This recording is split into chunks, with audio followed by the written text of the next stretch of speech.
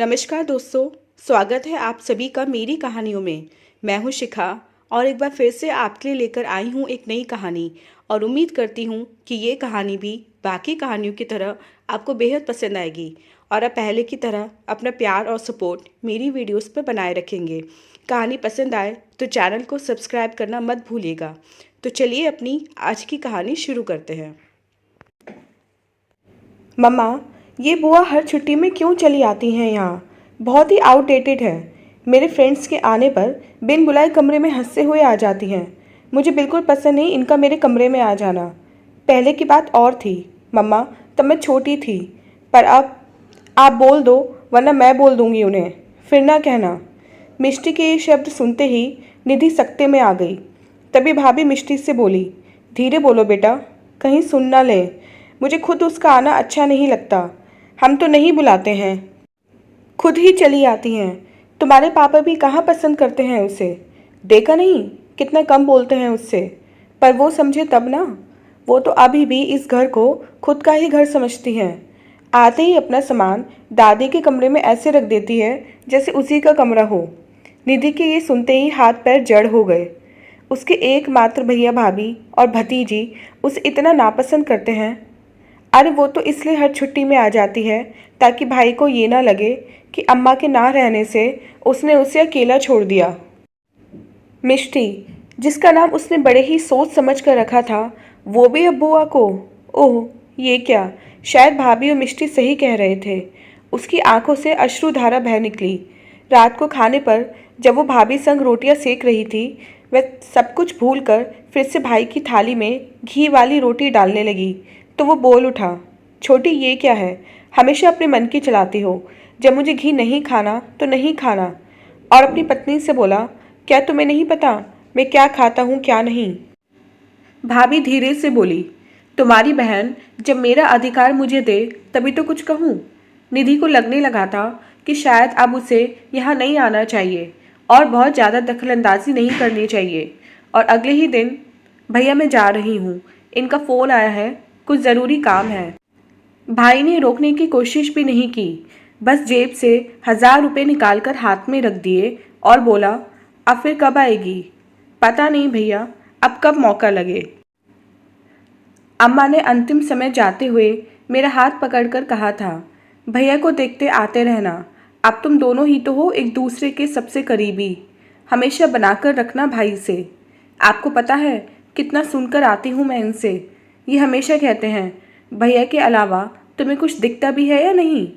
ये सब कुछ वो भाई से कहना चाहती थी, पर सब मन ही मन में ही कह डाला। भैया बोले, मिष्टी, तुम बुआ को स्कूटी से स्टेशन छोड़ाओ बेटा। मिष्टी के चेहरे से साफ पता चल रहा था कि वो बेमन से आ रही है। और स्टेशन में, बेटा ये रख ले, न जाने फिर कब मुलाकात हो। बस एक बार अपनी बुआ के गले लग जा मेरी बच्ची।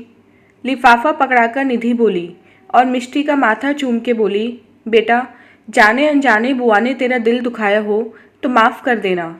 गाड़ी में बैठ दूर से हाथ हिलाते निधि आज सच में अपना मायका पराया कराई थी। फिर आज अचानक से उसे पता चला कि भैया अब इस दुनिया में नहीं रहे। निधि सकते में आ गई ये खबर सुनकर। संभालो निधि खुद को, होने को कोई नहीं टाल सकता है। तुम्हारे भैया इतना ही जीवन लेकर आए होंगे। मैंने ड्राइवर बुला लिया है, चलने की तैयारी करो। निधि के पति सुरेश बोले। आज पूरे 6 वर्ष बाद निधि मायके जा रही थी। इससे पहले वो अपने भतीजे और भतीजी की शादी में ही गई थी, क्योंकि माँ के ना रहने से उसका मायका पराया जो हो गया था। कुछ ही घंटों में वो घर के आंगन में थे। भाभी की चीत्कार सुन निधि खुद को रोक नहीं पाई और भाभी के गले जा लगी। निधि आते रहना, तुम्हारे चेहरे में उनकी छवि दिखाई देती है। मुझे अकेले मत छोड़ना निधि, भाभी रोते हुए कह रही थी। निधि को वो समय भी याद आ रहा था जब भाभी को हर छुट्टी में उसका मायके चले आना पसंद नहीं था। भाई के चेहरे से बेरुखी साफ झलकती थी। इसी कारण स्वयं के आत्मसम्मान की लाज रखते हुए निधि ने मायके जाना बंद कर दिया था। उसके आने न आने की परवाह भी किसी को नहीं थी। भाई ने कभी फ़ोन करके भी नहीं पूछा कि क्यों तुमने आना छोड़ दिया। राखी भी वो डाक से भिजवा देती। एक औपचारिक निमंत्रण बच्चों की शादी का आया था, जिसमें वो भी आम लोगों की तरह शामिल हो गई थी। निधि, घर आ गया है, उठो, सुरेश उसे जगाकर बोला। दिन बीत रहे थे और अब भाभी का फ़ोन हर दिन निधि के लिए आता। बेचारी बहुत दुख झेल रही थी। बहू बेटे का व्यवहार उनके प्रति अच्छा नहीं था। जो भाभी महारानी बन के रहती थीं, वो आज घर की नौकरानी की तरह। उफ, दिन कैसे पलटते हैं, ये निधि भी देख रही थी। कुछ दिनों के लिए उसने भाभी को अपने पास बुला लिया। अब अक्सर भाभी उसके पास आ जाती। आज रक्षाबंधन था। निधि भाई के नाम की राखी मंदिर में ठाकुर जी को बांध ही रही थी कि उसका मोबाइल बज उठा। निधि ने देखा, उसमें भाभी लिखा आ रहा था। प्रणाम भाभी, कैसी हो? रक्षाबंधन की बधाई। कुछ भी ठीक नहीं निधि। आज त्योहार के दिन बहू ने मिष्टी को फ़ोन में ही सुना दिया कि हमारे घर में आने की कोई ज़रूरत नहीं है। मुझसे तो मेरे बेटे ने ही कह दिया कि अगर मिष्टी मिष्टी कहना है तो चली जाओ उसके ही घर। मेरी बेटी को अब उसके मायके से पराया कर दिया। मुझे माफ़ कर दो निधि। कुछ बरस पहले मैंने भी कुछ ऐसा ही किया था तुम्हारे साथ। मेरे किए की सज़ा ईश्वर ने मुझे सूद समेत दे दी है। निधि बेशक भाभी से कह रही थी कि आप ऐसा ना कहें, पर ऊपर से ईश्वर अपना न्याय देखकर मुस्कुरा रहे थे।